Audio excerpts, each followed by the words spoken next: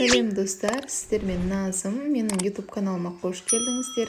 Бүгін сіздермен тосап қосылған дәмді пирогтың рецептісімен бөлісетін боламын. Ең алдымен 2 жұмыртқаны жарамыз. Үстіне шекерімізді салып, жақсылап шекері ерігенше араластыратын боламыз.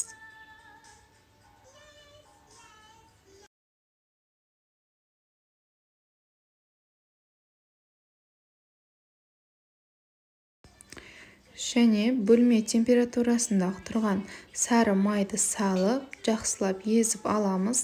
Езіп алған майдың үстіне ұн, разрыхитель және тұзымызды салып араластырып аламыз. Қолдың икемімен жұмсақ, қолға жабыспайтын қамыр илейміз.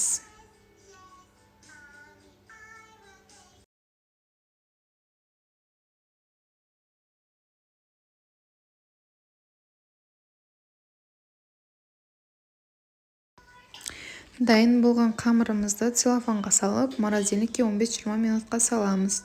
Қамырымызды морозилкадан шығарып, тең 2 бөлікке бөліп аламыз.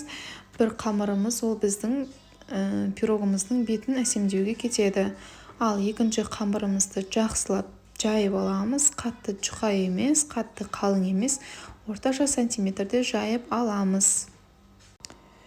Жайып алған қамырымызды жақсылап формаға салып, орналастырамыз. Қамырымыз көтеріліп кетпес үшін шаншқымен тесіп алсаңыздар болады. Дайындап қойған тосабымызды үстіне салып, жақсылап қоямыз.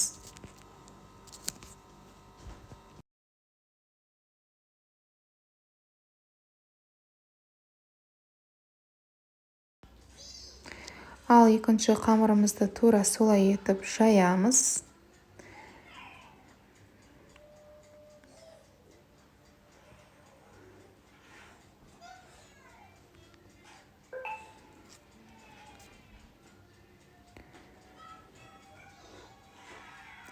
Видеодағыдай бөліктерге кесіп, тосаптың бетіне қоятын боламыз.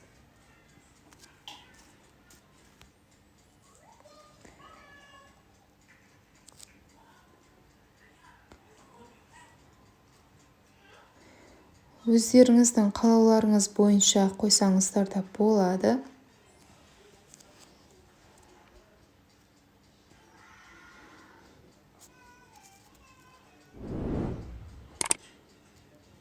Және бір жұмыртқаны жарып, бетіне жақсаңыздар болады. Бетіне жақсаңыздар, жылтырап әдемі болып шығады.